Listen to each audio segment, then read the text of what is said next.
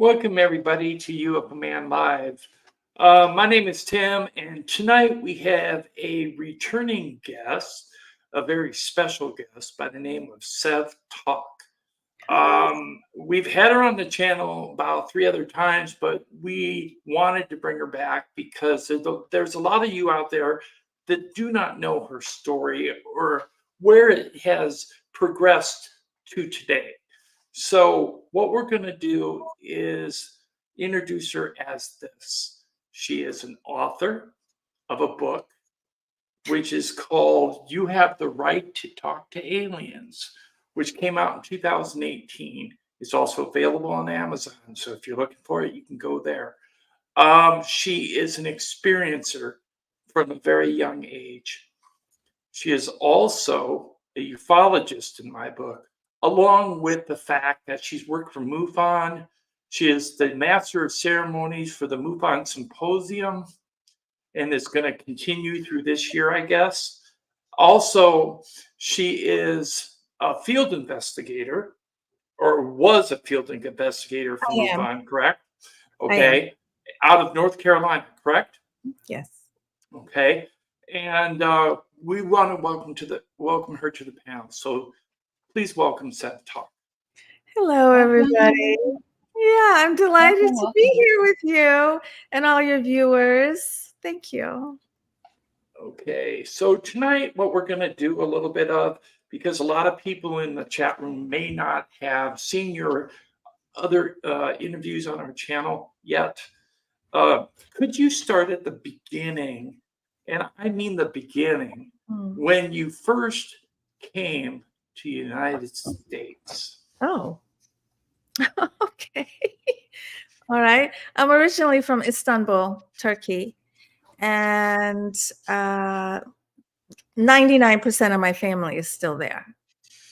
And when I was around 1, my parents, who are adventurers, very brave, they left a very cushy, very comfortable, high society life to come to America. First, we went to Canada. We settled into Montreal in the Quebec area, and then we came to the Washington, D.C. suburbs. And I was a little girl. I did not know English when I started first grade.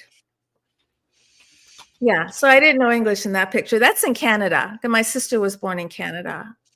And my dad's entire education was in French. He went to very elite private schools and entirely in French. So when we went to Quebec, my dad thought that he'd be able to communicate. And once we got there, my dad realized that's a completely different French. It's like French. So here are these 2 people, my mom and dad, holding a baby, not knowing the language at all. They didn't know English. I learned English in first grade and by watching Mr. Rogers' Neighborhood and Sesame Street. And I helped my parents learn English. And I just really can't believe they did what they did. I'm just so grateful and so appreciative of everything that they sacrificed for my sister and I to be here. My dad just wanted to be in America. He just thought America was the best place in the world. And he was a very free thinker, and he was a genius and misunderstood. And he just thought maybe in America, he'd be able to talk a lot more freely and find more people that he was aligned with, because he was such a free thinker. They were beyond their time, before their time, beyond their time. Yeah. Yeah. Right.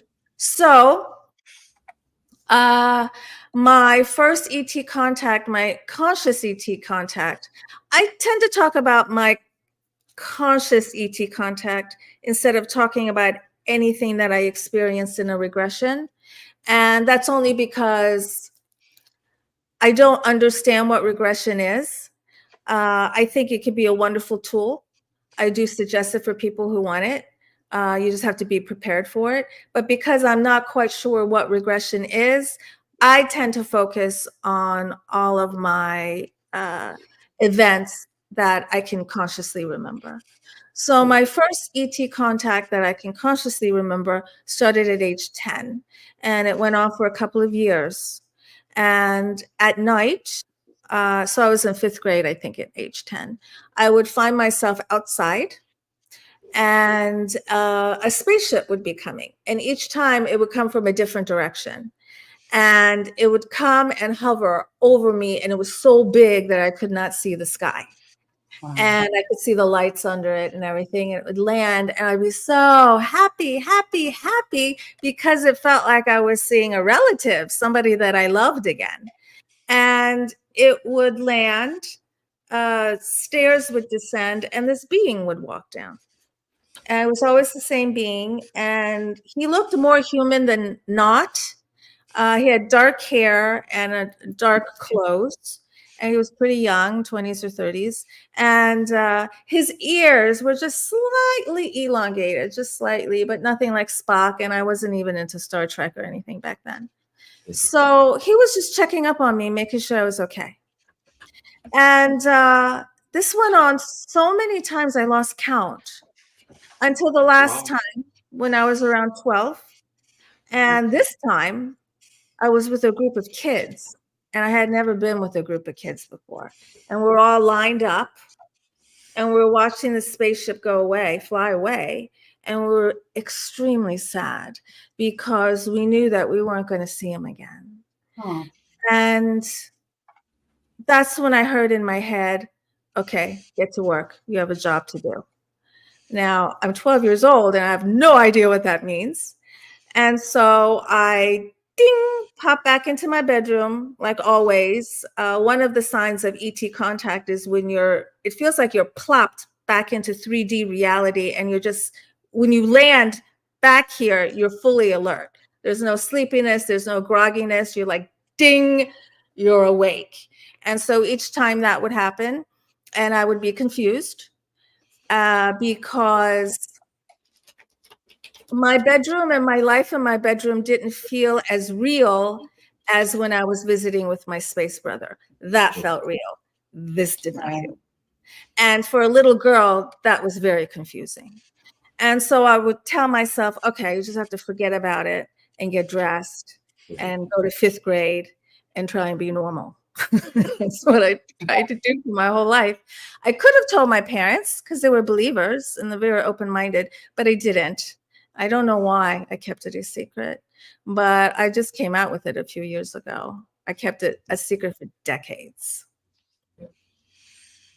I hear a lot of people actually keep it a secret because back then, when you were having these encounters, it was frowned upon to speak about. Yes. Because of ridicule. Absolutely. Also, I was questioning my sanity. My whole entire life, I questioned my sanity. This is a really strange way to grow up, try to be successful, try to be happy when you're questioning your sanity the whole time. Right. And it's not really until I wrote the book that I stopped questioning my sanity. And so I think I've been saying only for the past, 6 years? Till then I thought, am I okay? Yeah.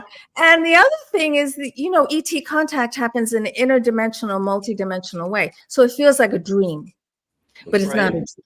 And so I was always wondering, am I just having these intense dreams that I can't shake? Decades go by and you can't forget them. And when you think about them, it evokes all this emotion. I mean, that is not a dream. And so it was 2017 when I moved here to the inner banks of North Carolina, where I had my contact here, and there were 2 red X marks burned into my back. That's when I realized these are not dreams, because dreams don't burn X marks into your tush. Yeah. So that red X mark was on my left cheek of my tush. And it was 1 to 2 inches wide. And when I ran my finger across it, I couldn't even feel it because it was flush with my skin. But it looked like these perfect little round burn marks, like laser marks. And this picture of this X has been around the world. People have measured it. It's equidistant.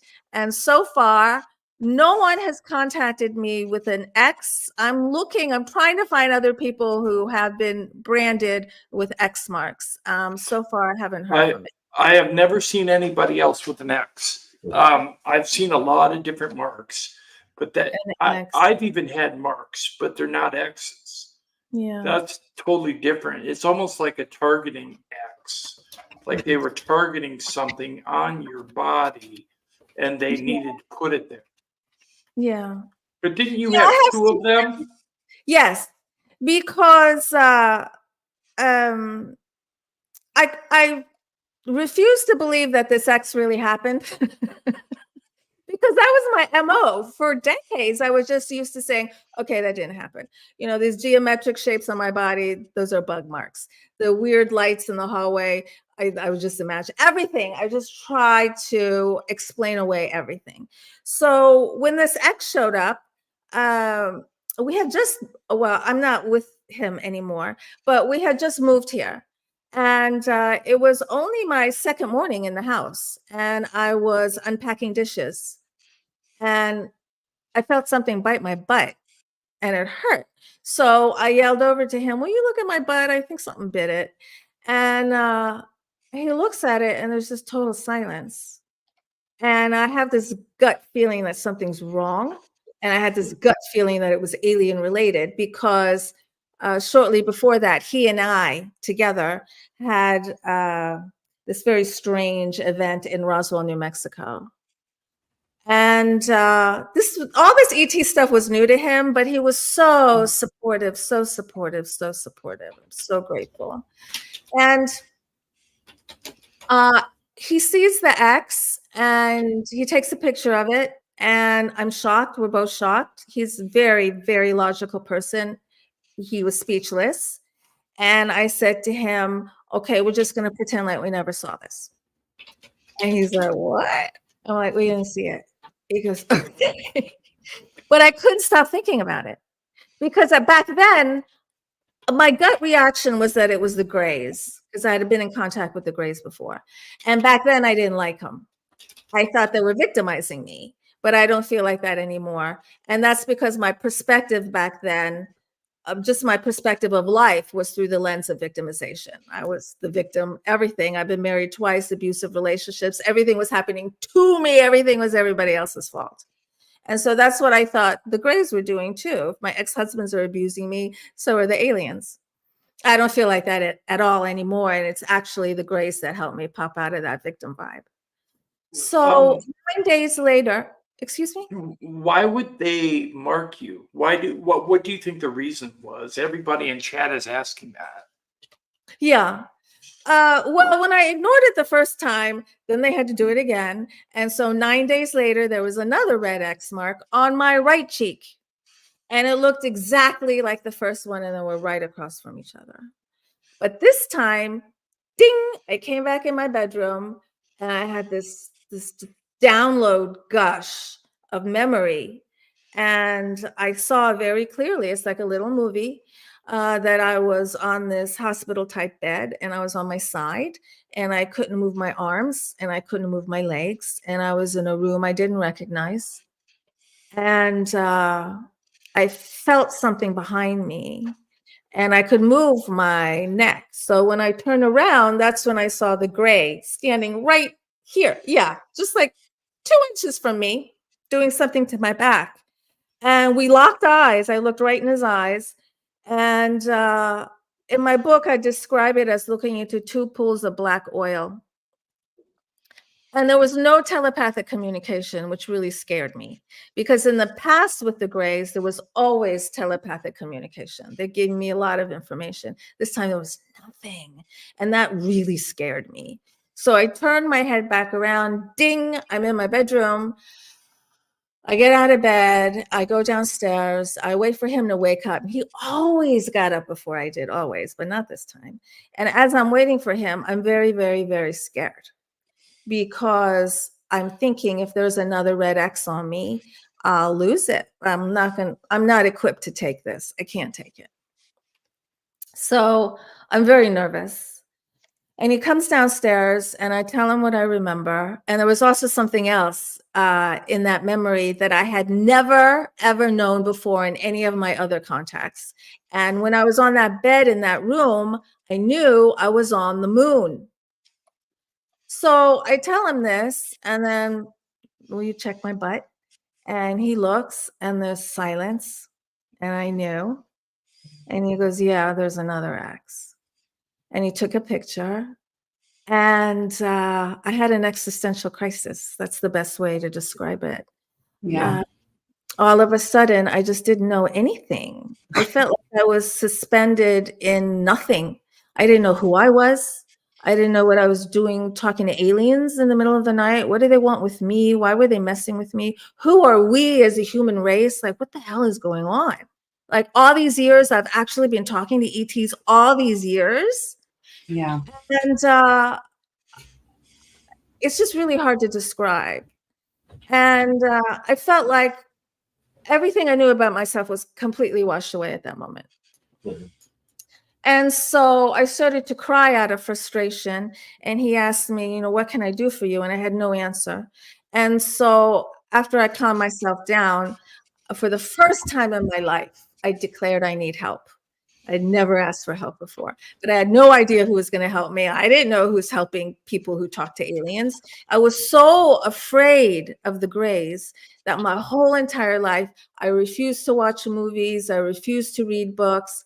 I saw the cover of Whitley Strieber's book, The Communion, once, and I could never look at it again. Now I can look at it. Now it's actually up beside my bed and I can look at it, and that's how I know I've healed. But if I could look at Whitley's book, I've healed. And I just told myself, the help I'm looking for, I'm just going to let it organically come. I'm not going to push anything. And one day, one of my best friends, Elizabeth, who lives on the island of Maui, she said to me, Sev, I think you would enjoy the movie Unacknowledged by Dr. Stephen Greer. So I watched it. And that lit something inside of me. And right away, I went to my computer and I sat down and I said, okay, I'm sending this picture of this X to somebody, but to who? To whom? I have no idea. And I heard it said MUFON. I had no idea what that was. So I Googled it. And I'm like, oh my gosh, it's something real. The Mutual UFO Network, the largest UFO organization in the world. And I saw a picture of Kathleen Marden. And I said to myself, she's going to help me. So I emailed her and she responded right away. She said, I've never seen an X before. I'd love to talk to you. So she spent an hour and a half with me in a Zoom. And that was one of the most important conversations of my life. And she validated everything. And I asked her, what am I supposed to do with all the information the Greys have given me? Because in my mind's eye, I see me standing on stage talking, but I have no desire to come out. I have no desire to stand on stage. Like, I do not want my clients to know I'm talking to aliens. Like, nobody could know. So the fact that I'm seeing myself talking on stage is really weird. And she said, oh, I can't tell you what to do, Seb. You have to figure that out on your own. Like, okay. And then I said to her, well, I'm afraid of the government because, I hear all these stories. Am I going to be bothered? She goes, well, it does happen. And she told me a couple stories. I'm like, okay. And then we said goodbye. And then I called my mother. And just a couple minutes into the phone call on a landline, the phone went dead. And I'm like, oh, wow. I'm like, they know who I am. I'm like, damn it. And I called my boyfriend at the time. I'm like, why is the landline dead? He goes, I don't know. Did we pay the bill? Yes, we paid the bill. I have no idea. And then it came back on like 10, 15 minutes later. And so also that night, that very night that I talked to Kathy, and since then we've become friends and she's my mentor and I just adore her. And she endorsed my book. I'm just so honored. That night, I had my first MILAB experience. Oh, wow. Now, if I really had it that night or if it was just a memory coming through that night, I don't know. But that night, I had a MILAB memory or a MILAB experience. one of 5 or 6 that I can remember. A couple of them are absolutely horrible. One of them is atrocious. And some of them are neutral. But Did none you of them actually are did you actually witness humans in the MyLab yeah. encounters? Yeah. Yeah, humans were getting information from me. They were asking me for information. Men, like government type men, they all look the same. And so this first time I was in this office like room underground, and these young men just dressed like in this drab clothes, like military stuff, not military uniforms, but like khaki stuff. And I was taken to this big poster. I actually drew a picture of it. And the poster had a flight path of a UFO or of a spaceship. And I had all these mathematical equations on it. And I have a biology degree from Loyola. Nice. Scientific equations, all kinds of equations. And so the guy standing next to me, and he turns to me and he asks me, so when does the spaceship hit the K point? And then ding, I'm back in my room. I don't remember anything else. And I'm like, K point? I don't remember K point. And so I Googled it. It's a real thing. And actually, shortly after that, the Winter Olympics, I was watching the sport where they ski. I keep forgetting what it's called, but they ski up like this, and then they jump off, fly through the air. What is it? I don't know. Ski jump. Ski jump. Yeah. Okay, yes. Well, they talked about the K point in that, and I think the K point was where they landed. I think that was the K point. And so I had mentioned this to Grant Cameron. He was one of the very first ufologists to interview me. And I said, Grant, I had this weird experience in MILAB K Point. And then he sent me this story about an experiencer who came in contact with the Greys, excuse me, and the Greys were teaching her about the K Point. So that might be where they land as well. Hmm? That might be where the Greys land as well, if they land. Yeah. We do if have they a question. land, that's right. Yeah, that's Right. right. We do have a question for you in the chat room from Live Light. She's wondering what MyLabs stands for. Military abductions. So are they really military? I don't know. I don't think any of us really know what they are, what kind of organization this is. Is there one? Is there many? I don't know.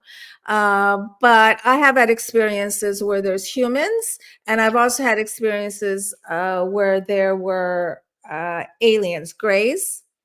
And I also had an experience where I was asked to heal sick hybrid babies with human doctors. And also I underwent some kind of procedures with these doctors. Also these young military type men wanted me to do something that I refused to do. And then they tortured me. It's still hard for me to talk about, but there's a lot of people who've had MILAB experiences. Yes, we've heard about a few, but Andrew Rollins in the chat room asked, why are the military working with ETs?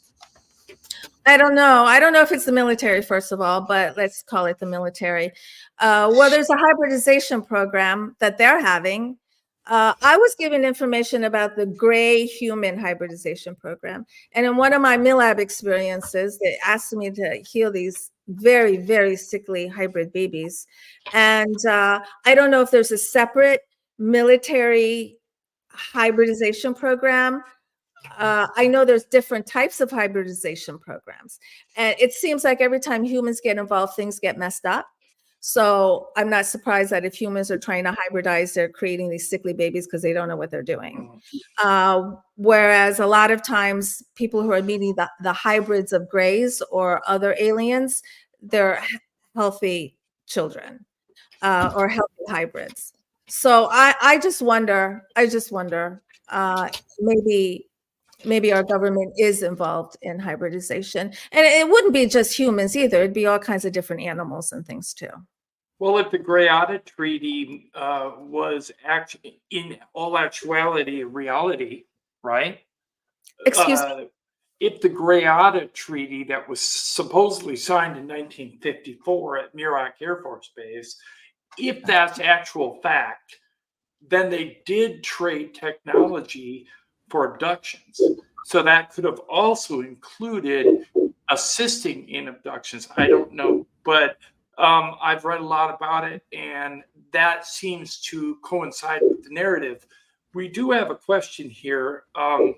It goes back a little bit on what you were talking about, that X. Rocky Giuliani says, hello, the dots in marking come in different shades, like a scan code.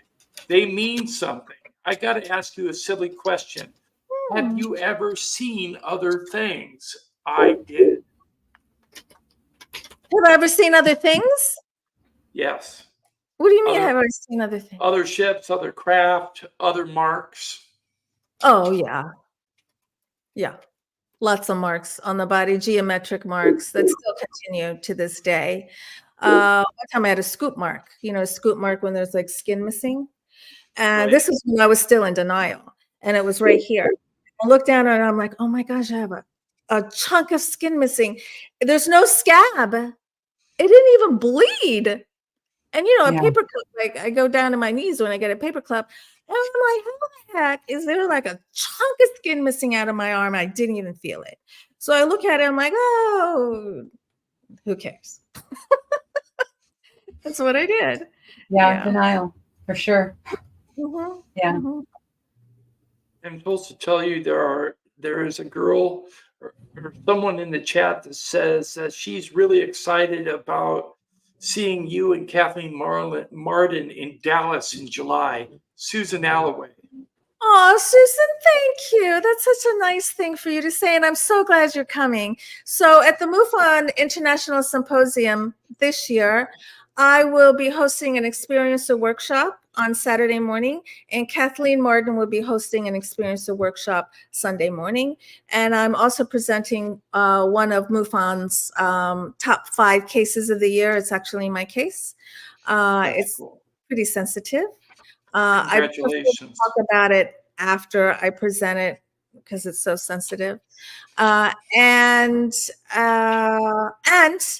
I was recently asked to be a host for MUFON Radio along with Earl Grey Anderson. So I think we're going to do a segment from the symposium as well.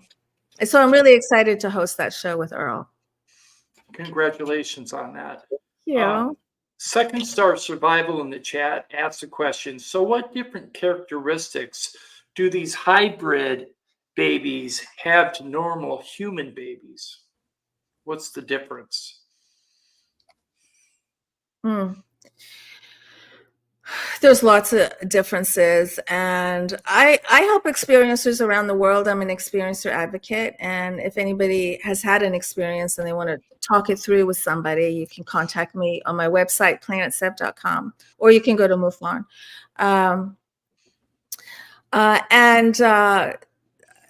These experiences draw pictures of these hybrid babies that they see, and they're different. Some have hair, some don't have hair. Some have like really just a few strands of hair. Some have really big black eyes. Some don't have eyes that are that big. Some are really skinny. Some are like normal.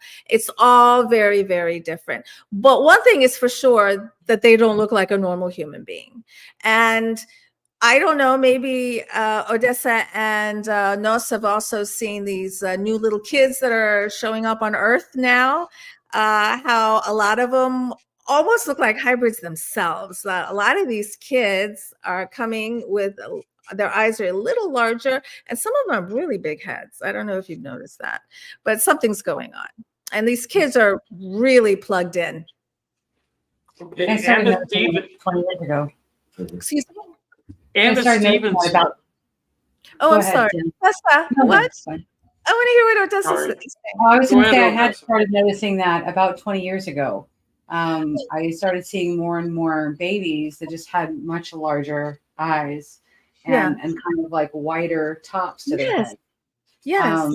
And the shape is just slightly different. Mhm. And they don't look completely abnormal in any way. No. But I definitely know what you're talking about, and I have seen that. And then when they get older, they start talking about their past lives and talking about entities that are visiting them in their rooms and they're not scared. And this is Yeah. happening more and more and more. Yeah. Right, I've seen them too. Anna Stevenson in the chat. I'm sorry, I stepped on your toes there, Odessa. That's okay. Have you ever been scanned for implants? No, I have not. I don't know if I have any. Have you? The three of you? Do you guys have implants? I thought I had one. I don't. What? No, no, no. Yes? No, I thought I had one behind my left ear. Yeah. Because I had the doctor look at it. When I found the double mark, there was like 2 little marks behind my ear. And he said I had had surgery behind my left ear. But I told him in my medical history, I had never once had surgery behind my ear. Oh he my said that, gosh. He said that can't be. And he said there feels like there's a little nodule in there because it moves. And he showed me where it was, and it was there for the longest time until recently, like maybe a few months ago, I found blood on my mattress and that nodule was gone. So I don't know. Oh. So Well, most that's likely. very compelling when a medical doctor tells you you had surgery. Well, Right. he also told me I had a vaccination in the middle of my chest because I have a welt that's round with 5 puncture wounds in it that I got on January 1st, 2009, overnight. And I woke up scratching my chest, and I saw the welt, and I thought it would go away because I didn't know what it was. I thought it might be a bite, and I still have it today. And I've taken photographs of it. So one of these days I will show it on the stream. Yeah, it's a geometric shape. Like No, a little it's round like a sphere with 5 puncture wounds in that circle. Okay, and it's raised. Okay, it looks like a vaccination. So I Right. kind of wonder if I experienced a myelab abduction because it looks like a human vaccination, like a polio vaccine, because it left a scar. It's still there. This 2024. Did you just say you wondered if you had a violent? Did you say that? No, I wondered if I had a vaccine, Oh, a vaccination. okay. From the ET? Or from maybe a MyLab abduction, because it looked more human in nature than what I have ever seen as body marks for alien abduction. And humans suck at replicating celestial technology and events. No. Well, like the MyLabs type thing, what we're looking at, like Tim was talking about with, this agreement back in the 50s, less an agreement and more of a notice, right? Letting people in power know, hey, we're going to be operating here. You have absolutely no capacity to prevent us from doing what we're doing.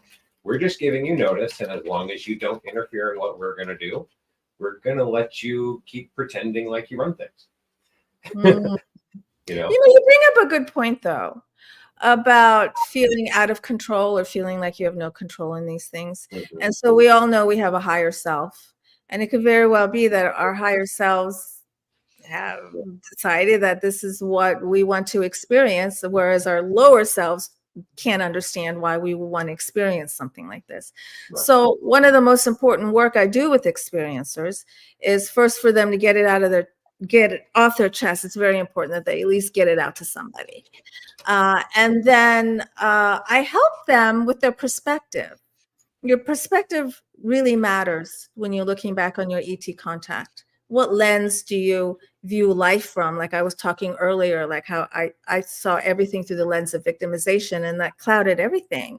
And so when I stopped doing that, then I realized, oh, the Greys have not been victimizing me. The Greys have been helping me.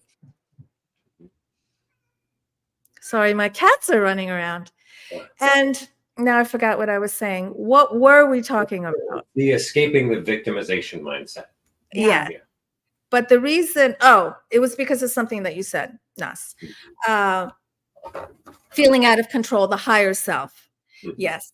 And so I help experiencers maybe change their perspective, maybe think of it in a different way. We have a higher self, and it could very well be that you have agreed to this experience, and that helps them pop out of the victimization vibe. You can't heal as long as you sit in victim vibe. Right. Heal. Right. So we have to kind of take the experiencer out of that so they can look at it from a different perspective, and then they can see how glorious this is, how magnificent, amazing, remarkable, and that the information that we're given is for our good. It's to help advance us individually, and then that will create a collective advancement and transformation. Yeah. I'm supposed to ask you from Snoopson, and he's asked at least 3 times now. Did the Marks ever set off alarms when walking into stores? Not that I know of, no. Or any electronic interference in your house? Uh,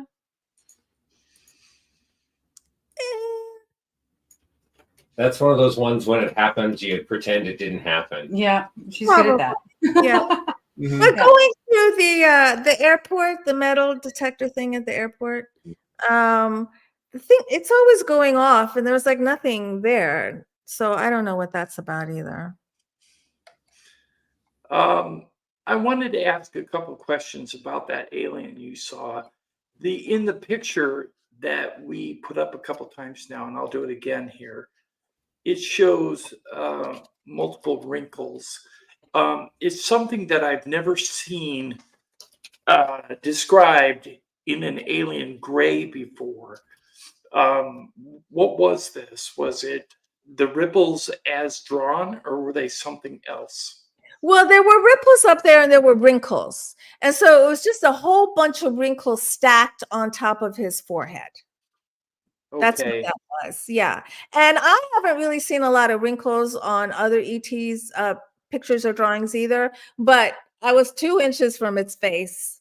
And had wrinkles. Hard not to see it. Yeah. Did you notice if it was wearing any type of garb, if it was completely naked, or Because I was on the bed, all I could see was just his face, his and face?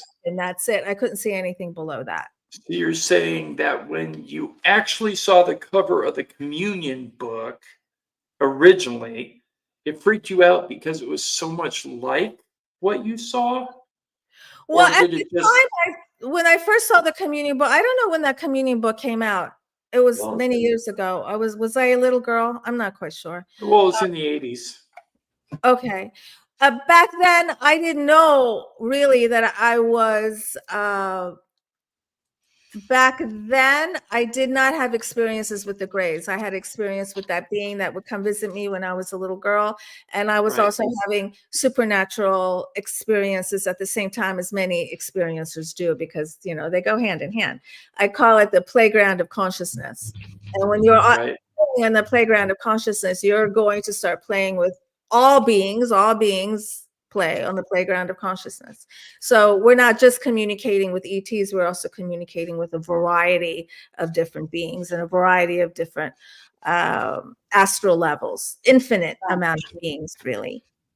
Right. I need to answer Second Star Survival. Matt said, do certain implants end up deteriorating over time, over years in the human body because of how our body eats away at anything in it? I'm going to answer that. A lot of implants that were removed by, say, Roger Lear and other people, okay, actually were encapsulated in a protective outer coating that the body did not attack. So they didn't deteriorate until either removed by human beings or removed by the aliens that put it into the human being. So to answer that question, I would say no. If these aliens are so advanced, then why do they need implants? Well, I think it's not necessarily for tracking a person. The theory has come up that the idea is when they put an implant in, they're using it as a way to know where to return you to after they've abducted you. Because if you think about it, they already know where you are because they abducted you the first time. So why would they need another implant to know where you are? It's not for It's like an tracking. inventory system, basically. Inventory. Right. It's Inventory. possible. It's a possibility. I don't Yeah, know. it's possible. Also healing. Yes, also healing as well. Mm-hmm. Yeah. And maybe emotional healing as well as physical healing. Yeah. Data collection. It could be a number of things. Mm-hmm. Could be all of those Yeah, things. data itself is valuable in all of its many forms. Mm-hmm. Right. There is no data that lacks value. And if we're talking about like implant circumstances, like Tim was saying, they don't need to track anyone. Everyone's using their phone to track themselves on social media at all times. Wherever your phone is, that's where your body is. Right. Yeah. So we don't have to worry about that. But when we're looking at a circumstance where the planet is on the verge of collapse, right? In the last 50 years, humanity has extinguished 70% of all life on the planet. Run the numbers, you know that the last generation of humans that are going to die of old age were already born with the millennials. The Gen Zs will not die of old age because there will be no planet left for them to live on. We're in a crisis circumstance that none of the governments are talking about. That's true. Humanity is collapsing. This isn't about climate change. This is about targeted destruction of life on the planet. The ecosystem is a web that relies on all the components that are there. We've already removed 70% of the components and we're pretending we haven't. We're pretending that we have a future here. So the Celestials understand humanity is at a point of crisis, and they're going to take all the other million species on the planet with them when they go, or humanity has to change. And staging humanity to be able to handle revolutionary change and come out of it intact on the other side means being able to monitor what the biological state of humans is in response to all the chemicals that are introduced into the atmosphere. Being able to monitor the cognitive changes that they go through from exposure to those chemicals or from exposure to treatments to counter the toxins that humanity has been subjected to, right? They have to know what things are going to work on a micro scale so that they can understand what's going to work on the macro scale. Yeah. So there's all of this information available to work with. And, people are looking at, well, what's the purpose of the implant in this one specific experience that this person had? And it's that, one person doesn't matter unless you extrapolate that on a larger scale and look at what is the value that they're looking to impart from this data. And that does go along with what I was told in Roswell when I was given a lot of information about the hybridization program. That was a very strange thing that happened to me and Patrick in Roswell. And it was a shared experience. And I was told that human beings are on the path of annihilating ourselves. We're on the path. We've stepped on it, but it's not too late. They said it's not too late. It is not too late, but we're on it. And that's why the Greys have this hybridization program. They're, excuse me, creating these embryos, splicing and dicing DNA. And for the most part, they've chosen human beings who are very empathetic, sympathetic, very loving, wear their heart on their sleeves. And also most of them have pretty strong psi abilities. And so there's billions of embryos, billions. And if we annihilate ourselves, then these embryos will be used to reseed the planet. And at one point, there was a galactic concern.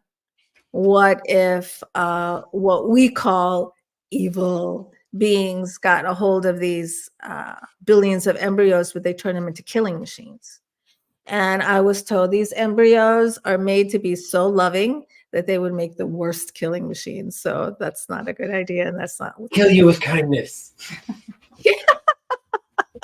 So basically, they're here, the embryos are being created to nurture the planet, whereas humankind has really destroyed it. That's right. It's too Yes. bad because I think we can unify and come together and rise up and change our path, um, and save the planet. Yeah. It's a matter of just doing that. And I know these it's are the difficult. and these are the messages that we're given. So I've talked with thousands of experiences at this point, and the messages that the ETs are giving people tend to fall into 5 categories. They're giving us information about the hybridization program, information about scientific innovation, information about how to strengthen our psi abilities, information about potential future fate of human beings, and also information about empowerment, spirituality. That's very valuable information that the government doesn't want us to know. Of course not. I have to say this. Francisco Esquivel said, "We are not on a path of destruction. Um, it's the world powers that are destroying this ecosystem at the price of profit, even though aliens gave them free energy tech for all to have and save this world." That's part of it, but I do believe the barbarism of mankind is actually aggressive enough to cause a little bit of the destruction. That's why I said what I did. But you are also correct, Francisco. It's both. Yeah. Thank you. What I'd like to know is a couple of things that people don't normally ask about your encounters, okay, or anybody's encounter for that matter. Okay.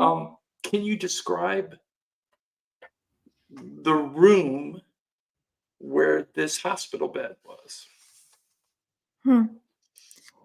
It was dimly lit, and I only saw one piece of furniture, and it was across from me. And it was just like this very small little table, almost like a little bureau, very small. And that's all I saw. Now, the bureau, was it made of metal, wood, plastic? It did not Glass. feel like there was anything wood in there. The table felt like a stainless steel table. And that piece of furniture, it just looked like it was really smooth. It looked metallic. It just, everything felt smooth. It looked like everything would feel smooth. When you got the mark on your backside, did you see any type of instrument or tool Mm-mm. being used? No, it was all behind me. I didn't see Okay. anything. I didn't see anything in front of me either. Uh-uh. Did they telepathically communicate at all?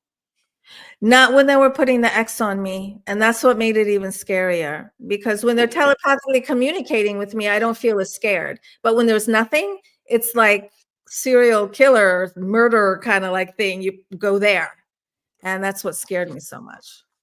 Okay, Odessa is highlighting a question for you. What message to humanity do you believe the Greys aliens want us to know? Do you have hope for the future of Earth and humans? Oh, that's such a good question. Thank you. There's a lot of messages to humanity. Primarily, we're not alone, and we're part of a big galactic neighborhood. And we are like the troublemakers in the galaxies. We're causing a lot of trouble, especially with nuclear stuff. And so they're keeping an eye on that. And if we annihilate ourselves or if we annihilate the planet, that's going to affect them too. Because just like we radiate energy, Earth radiates energy. Gaia has an energy too. And that energy goes and just radiates out into the cosmos, into the galaxies. And so they care about the energy that we're radiating into their star systems and into their planets as well. And that's why there is such a concern, because we're headed in such a bad direction. There's a big concern to try and save us. The desire is not to annihilate us. The desire is to save us. So that's one of the messages. The other message is love yourself, and that within you, you have the power and everything you need to manifest the kind of reality that you want, to find the success and the personal peace that you're searching for. It's right here. And a lot of us just have to learn how to reconnect with that. And I do that. I offer soul purpose sessions and soul sessions help people identify why they're here. We're all here for a good reason, and how to manifest and actualize their potential, what their best career paths are. A past life comes up that explains something that's going on now. And also belief patterns, because we all have them, that just prevent you from success or just prevent you from progress. And we talk about them and how to either alleviate them or learn how to maneuver around them. So these sessions are like a blueprint or for a plan for you to connect to your heart and do what's necessary to make the changes in your life so that you're happy. Lisa Savoy says, I remember one of my lab experiences. I was sitting in a wooden chair that had straps on the arms of the chair for it to strap your wrist down. It was terrifying. Lisa is out of Canada, and she's written a book about her experiences as well. And yeah, her experience has been extremely terrifying. Yeah, Lisa, thank you. And I also met another my lab experiencer who was also in a chair like that. Odessa says, any thoughts on the Mandela effect being fifth dimensional? I can't believe you said that. I'm just repeating. It wasn't not my original thought. I'm repeating something from one of our audience members. Okay. It's still freaky because I was talking about that today, this evening. About an hour before I came on, I was talking about the Mandela effect with a friend of mine. Yeah, it's kind of getting out of control for me lately. I'm just saying there's a lot. Much. What are you saying? What are you seeing that's different? Oh my God, so many things. I'm not even sure where to begin. I mean, I honestly, I don't even know where to begin. There's just so many things that don't align with my actual memory. And I know my memory is good. And I know my experiences. And I've talked to people that had them with me. They're like, yeah, that's exactly what happened. I'm like, okay, but now look it up. That didn't happen. That didn't happen. Like over and over and over. And it's becoming exponentially more in my experience, for sure. Yeah. The Mandela effect has been kind of just a huge force. I mean, you can ask Nas, she's back. You can ask Nas. The Mandela effect has just been gaining, and not just gaining awareness, but gaining more traction. Like it's happening to more people and more often. So many different things. So many. And she was asking for examples. Where do I start? Like, Yeah. To be honest. Live Light was saying, will you be doing more videos on your 2 YouTube channels, or where is it best to get updates and news from you? Oh, so nice. So I have a YouTube channel, Alien Spirit with Sev. I have another really, really old one, but that's so old and I don't even use it anymore. Alien Spirit with Sev. Yes, there it is. And I have lots of videos on there. I do have a series of 3 videos that I created to help you make contact with another worldly being, whether it's an ET or a spirit guide or a dead person. And so there's 3 of them. And I talk a little bit in the beginning about how to raise your frequency, because it's really important, the quality of your frequency. That's going to determine what's going on in your reality here. And it's also going to determine the kind of entities that you're going to communicate with. So if you're walking around with a low vibe, you're going to be attracting low vibe people, but you're also going to be attracting these low vibe consciousnesses. And we call them scary, and they tend to be unpleasant. So I talk a lot about how to raise your frequency. It's paramount. And then I created at the end of each one a guided meditation with my voice and high frequency music, guiding you to a place where you can make contact. And it works. I've been getting really good reviews, or not reviews, but I've been getting a really good response, and people are making contact. Queen Mary asked the question. I'm going to go back here and see if I can find it, because she said something. Is Bigfoot working with the Greys? Bigfoot. So Bigfoot is here in North Carolina. In fact, I'm pretty sure I saw him. Bigfoot does live in my neighborhood. Lots of people have seen him. And there is a belief that where there's a lot of UFO activity, there's Bigfoot.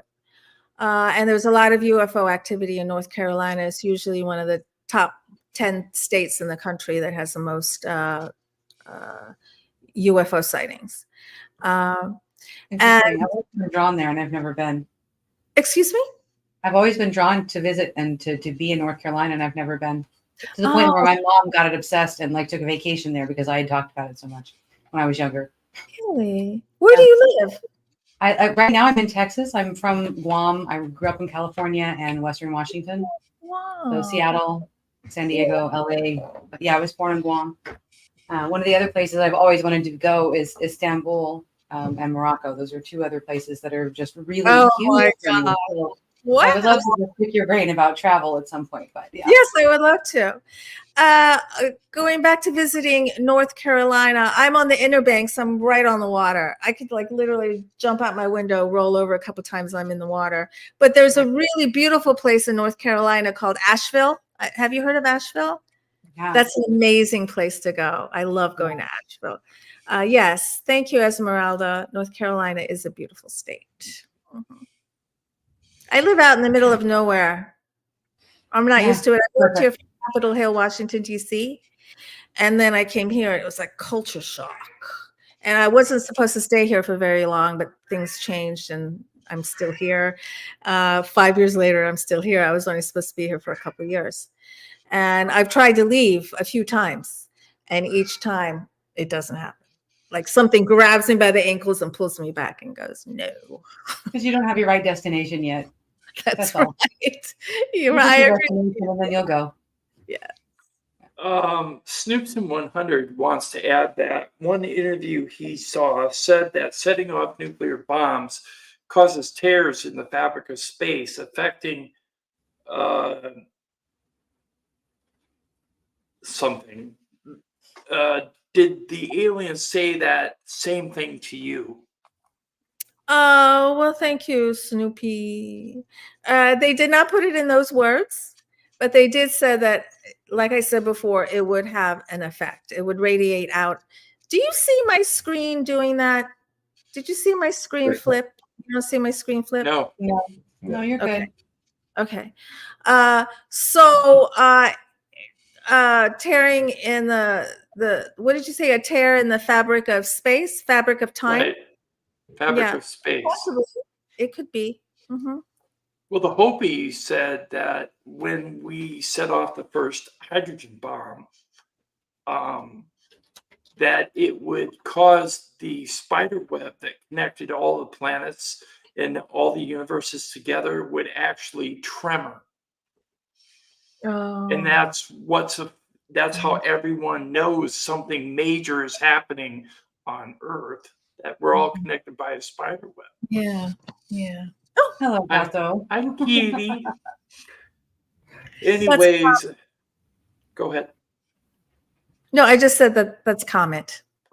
Okay. Well, he will like a comment, so there you go. Live Light said, just want to say Sev is a beautiful soul, absolutely glows. Well, thank you so much. That just makes my heart twinkle. I'm so grateful. Aww. Thank you. Snoopson said, I've been seeing something going on with your screen. So he's been seeing it. Oh, okay. Sorry about that. There's a color oscillation that's been happening with your camera since before we started. Essentially, it's continuously shifting more between the red scale and the green scale on the tint. But I wasn't going to say anything because I wanted to see if somebody was going to think, is she changing? What's happening there? So I've been changing. Okay, because I don't see that change that you're talking about. Yeah, it's just a lighting shift as the things on your screen, I believe, are shifting slightly. Then the lighting changes from like a bluer light to like a more warm tone. Yeah. Okay. It's been happening the whole time, but it's not like not distracting. It's just there. Okay. All right. Does that happen with other people? It can. Yeah, it has. It just depends on what's going on your screen in front of you. Okay. It does not detract from the beauty before us. That is absolutely true. Right. So sweet. Thank you. Snoopson said, that's why I asked about the mark you got causing electronic problems is Mm. because of your screen. Yeah. Yeah, that's I never really thought of it that way. I never really thought of those little dots maybe having some kind of metallic nature to them. Or But that resonant energy signature. Hmm? A resonant energy signature, I believe, is more similar to what he's referring to. Yeah. Uh-huh. Hey, Sev, do you know who Melanie Kirchdorfer is? She was involved in the Berkshire UFO encounter. In the which one? The Berkshire UFO Oh, encounter, yeah, Tom totally. Reed's encounter. Yeah, I know Tom. Uh-huh. Hey, Melanie Kirchdorfer got an implant, and whenever she gets near lights, whether they be street lights, car lights, or house lights, they either flicker, burst, or turn off. Oh, yeah, I've heard of that. And That that's that why happened to me we're for a asking very long you. time. It did. I'm not surprised, Odessa. Yeah, I'm a not very surprised long time. you. Yeah. Arnold said he was just going to mention Melanie, so we're on the same Well, page okay. there, Arnold. Yeah. Yeah. Mhm. Thank you, everyone who's asking questions. I really appreciate it. I love the questions.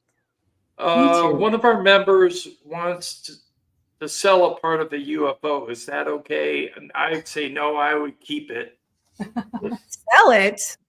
It's kind of suspect if you want money for something that you claim is a UFO when it should be given freely to mankind. Well, you would think, but look what our government is doing. They're Oh, keeping I wasn't even going to say, yeah, making billions of dollars off of it. So yeah. Yeah. I would say the other thing I was going to ask you is any of your encounters, before you had your abductions, did you have any close-up UFO sightings?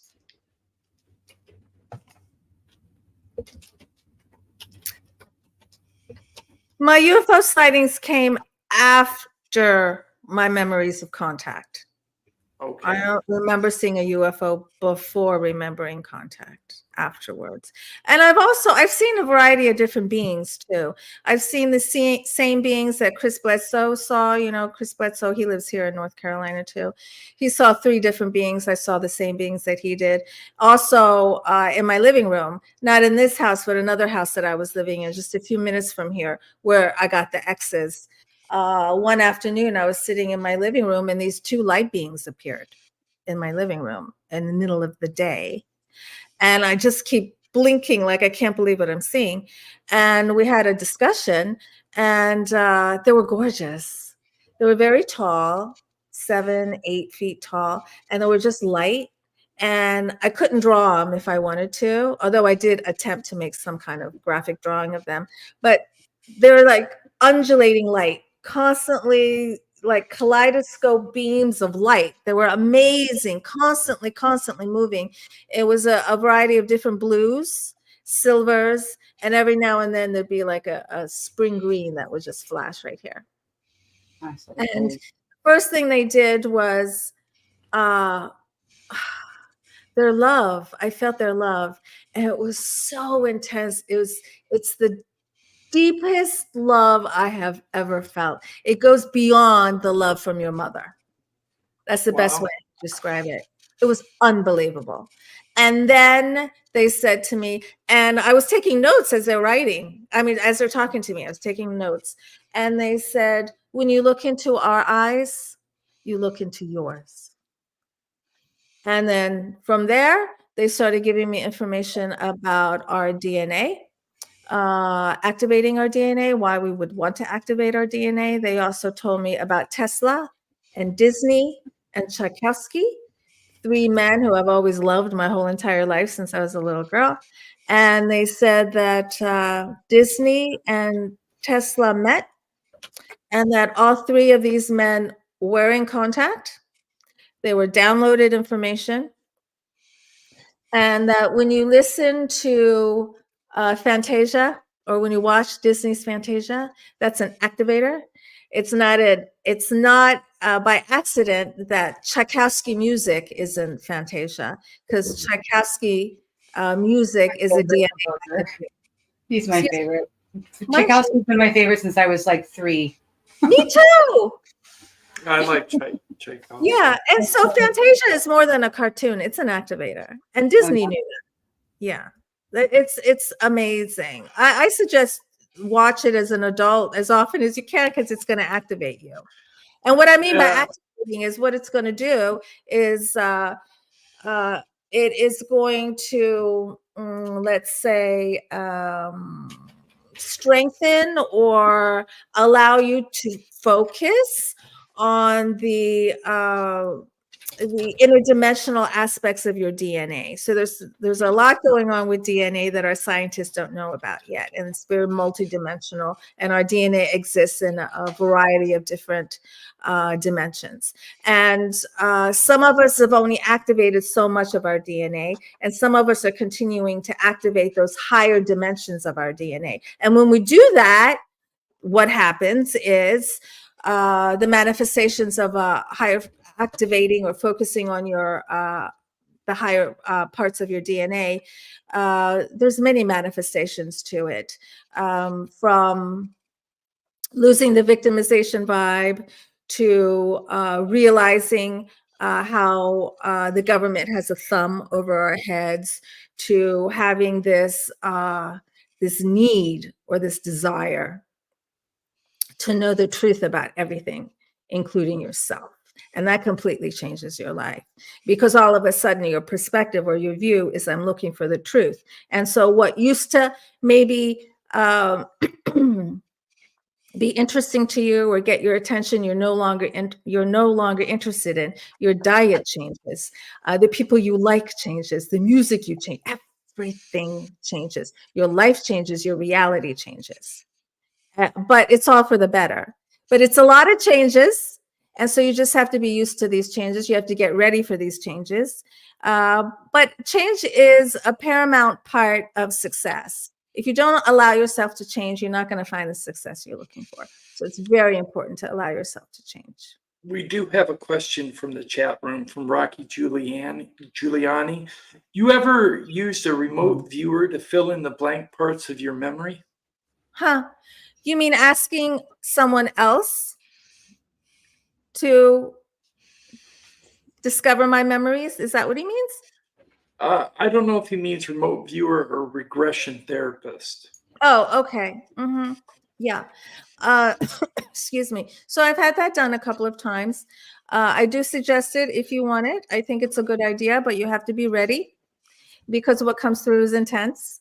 I don't know if Nas or Odessa have had regression, or even Tim. I don't know if you have. Have you? I'm looking to get it done because of everything that's happened to me, but I haven't done it yet. I want to share parts of my regression live on a live stream. Wow.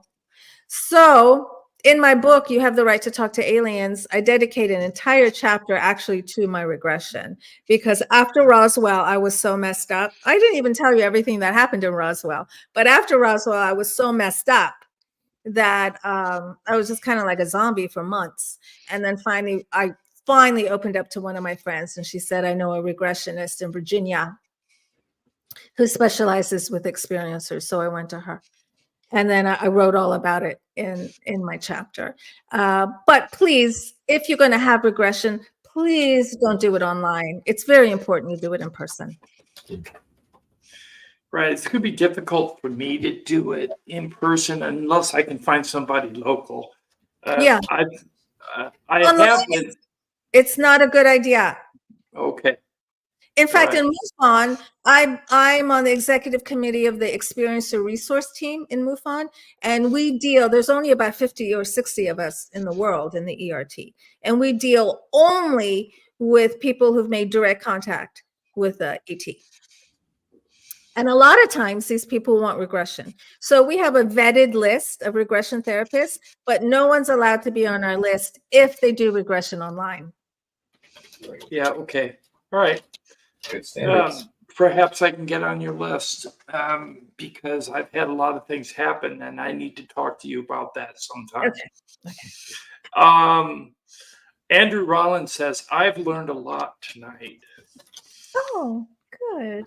Snoopson says this explains how Nikola Tesla was able to see in his thoughts how to put things together, such as complex machinery he was thinking of.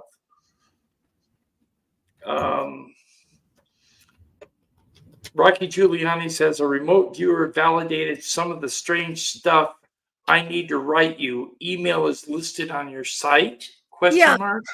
Excuse me. Sev at planetsev.com. My website is planetsev.com.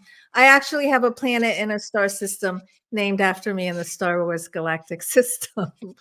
Just so you know, Seb, your link for Amazon for your book, your website. We've been dropping links for everyone as we've been talking about ways to get a hold of you and all your social medias. We've been trying to make sure those are available to everyone watching in the chat.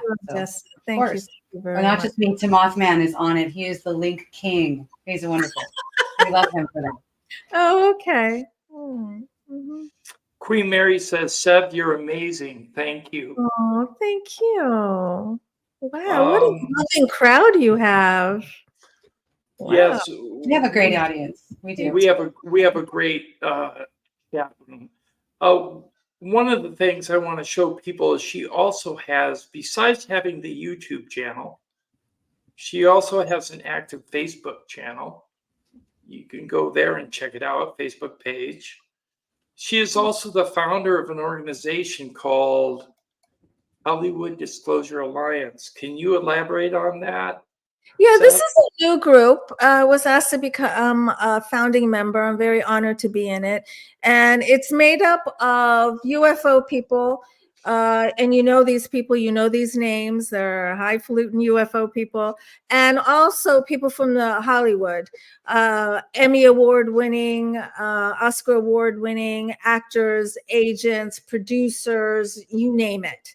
And the goal is actually to help Hollywood tell the story correctly, because right now all Hollywood wants to do is scare the hell out of us. Right. And that's not the true story.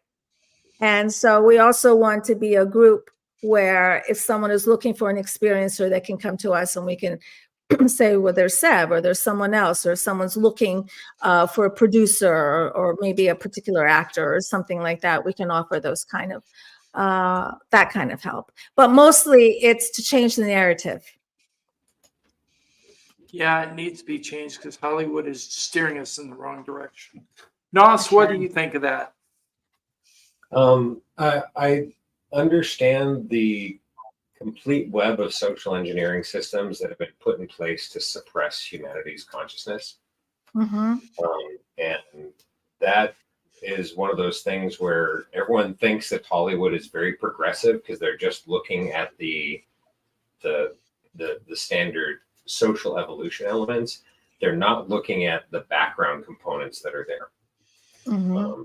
And a lot of the content that has been put out by Hollywood over the last 40, 50 years is designed to kill the spirit of exploration. Mm-hmm. Humans are being taught that the answers need to be given to them, that they don't have to work for them, that they don't have to discover, that they don't have to go outside of their comfort zone to accomplish something. There's this concept of being, that everyone thinks that they're a temporarily disenfranchised millionaire. Right. If they just get that lottery ticket, or if someone just hears them sing or play music, Right. or they have this idea for this thing to create that they haven't actually created or put any money into, that they would hit it. And that concept that's been generated is that I am entitled to have life delivered to me without working for it. And at the same time, if you understand Maslow's hierarchy in sociology, we have these tiers of things that humans do depending on what they have stability in. On the very bottom level of that pyramid is survival, right? You need food, you need shelter, you need water, you need air. And if those things are not stable, then you don't move up to the next tier where you're looking at creating security for you and your household. And if you don't have that, you're not moving up to the next tier where you're looking at finding your relationship and sense of importance within a community, how you have value to your community. And if you don't have that, you're not moving to the tier above it where you're seeking a greater value to the world. And if you don't have that, then you're not moving above it to find the ultimate sense of conscious expression and your relationship to the universe. So when you look at the things that Hollywood has been creating and what has been happening with corporations continuously deteriorating the state of being for society, is that humanity was 60% up Maslow's hierarchy, and they were just being knocked down and knocked down and knocked down. And with wages compared to the cost of living continuing to deteriorate since 1989, we're in a state where everyone is 2 paychecks away from being homeless. We're on the security tier. Everyone's in a state of survival. This is a high stress situation. And when you're in a state of survival, then you don't have the energy or time to commit to building those higher tiers, which means you can't look at the people that are responsible and take the time to pin them down for what they're responsible for. It's a system that's designed to protect itself. Yes. Yes. Very good. But that's really well said. And I agree with you. Yeah. Odessa, what do you have to say about all this? I'm just in love with Sev. That's all I have to say. I just Oh gosh.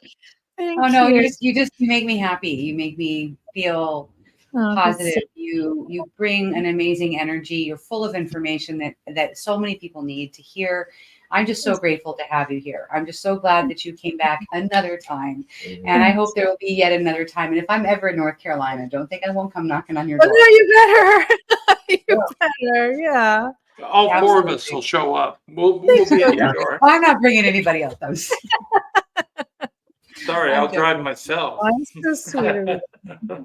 Let's go around. Go ahead. I just wanted to say our audience has really, really been complimenting you left and right about the information you're giving and how grateful they are for your information and for just your presence. So just know that everybody in the chat is in agreement that we're happy that you're here.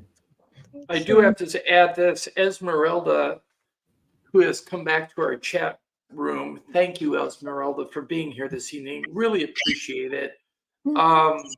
She said, if we had to focus on survival, we also do not have time to notice what our government is hiding. Yes. Yes. Yeah. Mm-hmm. That's the point behind this social engineering. Mm-hmm. Keep us small, keep us tiny, keep us suffering, keep us wanting, keep us needing. Yeah. And divided and bickering. What all this reminds me of is that movie with Roddy Piper, where he puts on a pair of shades and he sees everything say obey, consume, eat, procreate, all that. It was they or them. This is what the government wants us to do. This is our programming, and most people are following it, and that's what's frustrating. So, the few of us who actually look outside that box are trying our hardest to share the information so people can make up their own minds and grow. And that's what the mission is here on UFO Man. Yes, right. And the ETs that I've been in communication with know that a mass landing is not going to work. So what's the best way to transform our society? It's through the individual. And as the individual transforms, then the collective transforms. So that's why we're individually being contacted. I guess the name of that movie was called They Live. That is correct. And Arno Pinsino actually said that. And so did Andrew Rollins. So thank you very much for the correct information, guys. Really appreciate it. Of course, definitely. Thank you. Yeah, but let's go around the panel, starting with Nos, in regards to the last comments. Okay. What? So we do last comments on the channel. Yeah. So I've had the same experience as you had there, Seb, when it comes to trying to figure out who you can share information with. Because, like for me, I've got volatile information, and I've spent a lot of time trying to go through different government agencies and people that are other authorities in other fields and stuff. And it's one of those things where there's just not an avenue for it. And this is one of those things that if I take just a moment to explain this, this lets you know what you need to know about the confirmation of the shadow government. Of the what? The shadow government Okay. that's in the background controlling things. Because just from a baseline perspective, like we all know that extraterrestrials being real and intervening in human life, or Sasquatch or giants or merfolk or magic or whatever, metaphysical, paranormal, or other than thing that a person has seen enough to know is out there. Those things existing and not having established factual data for the whole of society means someone actively suppressing that information in every country, right? The shadow government has to exist outside of the control of governments themselves. But I yield my time to the other senator from Texas. I'm just saying, go ahead, Okay. Roland. So here's one of the greater points on it, is that we understand that theocracy and mythology-driven belief systems are still dominant for the majority of governments in the world, right? It's religious belief systems. Every single politician in the United States ends all of their public speeches with "God bless America." Right? Yeah. They all identify with these Bronze Age Middle Eastern goat herder fairy tale lore that was actually taken from the Sumerians before that. And there's a whole back thing.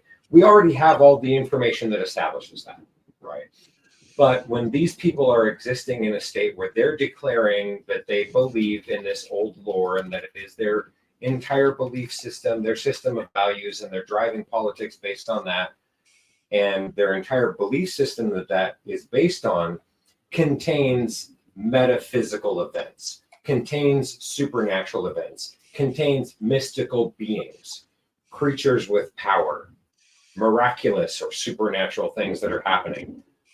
If all of these politicians actually believe that that is the case, why does no government in the world have a hotline where someone can report any of those things? Right. None. They declare this is their belief system. These things are real. Right. Not a single one has proposed putting together a hotline for people to report these things. They also won't come clean about the existence of alien life. All they're really admitting to is the nuts and bolts crap that are flying around. And then they won't say where it comes from, but they're alluding to the fact that they're most likely from a foreign arsenal. So they don't know. That's the problem. Yeah. Well, they know more. They just won't than say. know I something. think they do. I Yeah. think they They do. don't know everything, but they know something. Right. And the thought occurred to me that perhaps they know something about a certain species visiting Earth that Uh-huh. may be very aggressive and very negative towards humanity, and they're trying to withhold that data. Are you talking about the reptilians? Yes, the Fomorians, is that what you call them? Fomorians, it starts with that. Fomorians. Fomorians, it's the proper old world name for those that are known nowadays as reptilians. There's nice ones too. There are. Mhm. Absolutely. Just like Yeah, there are, I hear they're human called the Alpha and Draco, fairies. the nice ones. The next one's Yes. Anyways, I want to say to you, Sev, it's been an inspirational interview with you tonight. I've learned a lot more than I ever have in the past interviews that we've had. Oh, yeah. And we would like you to share, if you'd like, where you're going and kind of on the fly, where you're flying out to. Oh, Okay, thank you. Next week, I'm flying out to LA to be on a show on the History Channel, and I'm not allowed to tell you which one it is. Right. It's a big And- one. That's all we know. Dateline? Did you say I Dateline? said it's a big one. That's Oh, all yeah. we know. Okay, yes. It's one that And, you recognize. Thank you. And while I'm out there, it's divine timing because while I'm out there, there's a Hollywood Disclosure Alliance event going on where Paul Hynek, J. Allen Hynek's son, is going to be talking about how the show Project Blue Book was made, and he'll be on there with some other people that created the show. So I'm very, very, very much looking forward to that. And like I said, I'll be at the MUFON Symposium. That is in the middle of July in Texas. Yeah, right here in the DFW area. Oh, right where you are. Yeah. Well, are you coming? Yeah, I didn't even realize it was happening until an hour ago. I'm I'm out of the loop. I don't pay attention. I work full time. Yeah. I run a nonprofit in my spare time. I'm remodeling my 130-year-old house. I've got so much going on. I had no idea. I had no idea. So maybe it's my birthday month. I can do what I want. So we'll see. Yeah. Uh-huh. And I've been asked to host the MUFON Radio with Earl Anderson Gray. A lot of people know Earl. He is the MUFON's state director for Southern California, and he's also been on Ancient Aliens and a bunch of other shows. And multiple podcasts too. yes. And there might be a couple other conferences coming up, but nothing's been finalized yet. But I'm really easy to find. I'm all over the place, really. And as far as the TV shows go, I'm in a documentary, a Canadian documentary, and also featured with me is Terry Lovelace. You know about Terry Lovelace? Yep.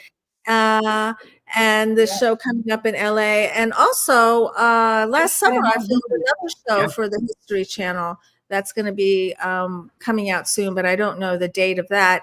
And the name of that show is The Proof Is Out There. Is that the name of it? Oh, yeah, I've seen that. Yep. Yeah. And also recently, ABC News Nightline came to the house. They spent a whole day here filming. So that one's out. Nightline, ABC News Nightline has a new streaming show called Ultimate X. I think that's what it's called. And I'm really grateful to do all these shows because really my whole intent is just to come out here and talk about it and help experiencers know that they're not alone. If you need someone to talk to, contact me. And it doesn't have to be hard and it doesn't have to be scary. And we can learn from your experiences to help make you, I don't really like this word, but better person, or maybe, oh, what on earth is that? Did you see all those balloons? That was so cool. That was funny. I don't know why balloons came up. So That's why I talk so much, because I just want to help people, right? Because it doesn't have to be difficult. I hid and I lied for decades, and that messes up your life. Because it's not like you can just put ET contact off to the side and say, okay, it's going to be here and it's not going to affect my life. You lying about it and refusing to accept it, that permeates into every single part of your life, your relationships, your career, your happiness level, everything, your health. Your health, yeah. Everything. So that's why it's important to get it out and talk to somebody who can help you. Yes, please do reach out to SEV TOK. As you know from this interview, she is very accessible on many different platforms. And when she gets back from her big time TV show, maybe we can reach out to her again and get some more information from her in regards to the show and have her back on the channel, which I would really like to do. I'd like to continue our conversation with you, Sev, on another date on this channel, if that's okay with you. I would love it. Yes. Okay. And everybody in the chat room has been saying the same thing. They all want you back. They all love you very much. Oh, thank you. Oh, thank you. Well, I love interacting with all of you. And I saw that there were, there's so many of you. I'm so grateful. And there were a lot of questions and comments that we couldn't get to. And I'm sorry about that. There's always next time. Yeah. There's always next time. I'm always hopeful. Yeah. Yes.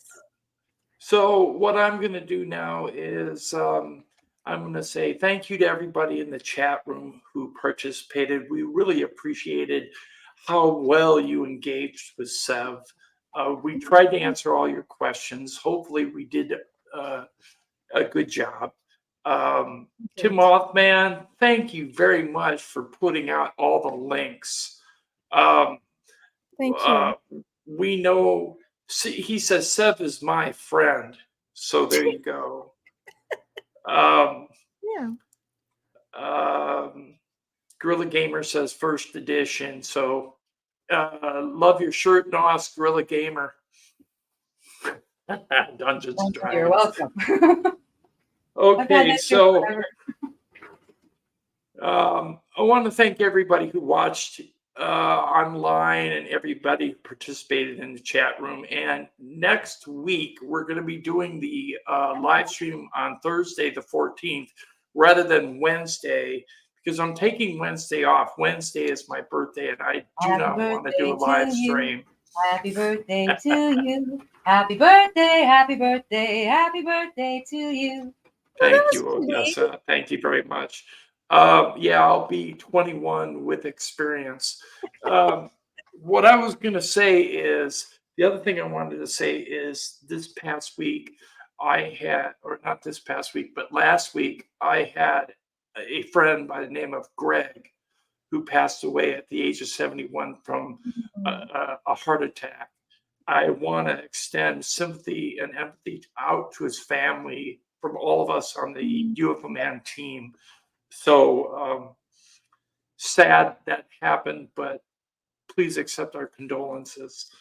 Okay, so next week we're going to be interviewing Dan Willis. Dan Willis was part of the Citizens, I can't remember the name of it, the Citizens thing that Stephen Greer did back in 2001 in front of congressional leaders. Yes. Yeah, and he was one of the witnesses that testified to non-human intelligence reverse engineered technologies that at the time were being withheld from humanity. But now he knows of technology that is being instigated into industry and being put out for the benefit of humanity. And we're going to be talking about that. We're also going to be talking about the secret space program and what he knows about that as well. So please join us next Thursday, the 14th at 9 p.m. Eastern time. And we want to thank you all again. One thing I forgot to show you, Sev has a book out, and this is the book. You have the right to talk to aliens. The link is in the chat. Just scroll up quite a ways. We dropped it probably at least 3 times.